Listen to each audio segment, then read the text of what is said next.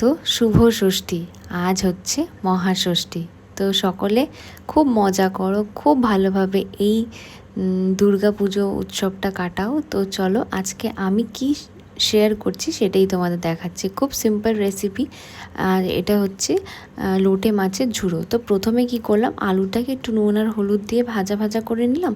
আর তারপরে সেম ওয়েতেই আমি বেগুনটাকে একটু ভাজা ভাজা করলাম। তারপরে কড়াইতে অনেকটা পরিমাণের পেঁয়াজ আমি একদম কুচো করে সেটা দিয়ে দিলাম। হালকা যখন ট্রান্সপারেন্ট হয়ে যাবে তারপরে ওর মধ্যে টমেটো আর কাঁচা লঙ্কাটাকে অ্যাড করে দিলাম।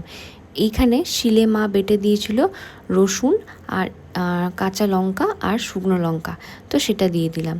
আর তারপরে জল ঝরিয়ে একটু নুন মাখিয়ে মা রেখে দিয়েছিল ধুয়ে। এটা হচ্ছে লোটে মাছটা ঝরাতে রাখতে হয়, কারণ কি তাহলে লোটে মাছের যতটা জল থাকে অনেক পরিমাণে জলটা কিন্তু বেরিয়ে যায়, তো রান্নার সময় অনেক জলটা কম ওঠে আর কি।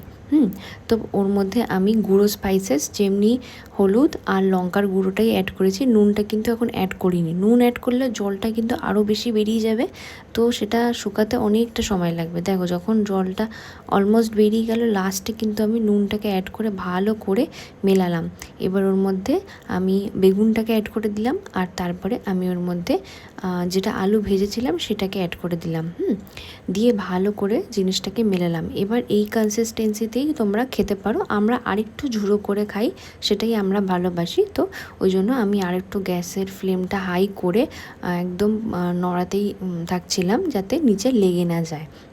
ব্যাস লাস্টে অনেকটা পরিমাণে ধনেপাতা অ্যাড করতে হবে। ধনেপাতা কিন্তু মাস্ট, মানে যদি আমি লোটে মাছ করি তার মধ্যে কিন্তু ধনেপাতাটা অ্যাড করতেই হবে। এটাই হচ্ছে অ্যাকচুয়াল ফ্লেভার দেয়। তো জানিও কেমন লাগলো আজকের রেসিপিটা। তো চলো।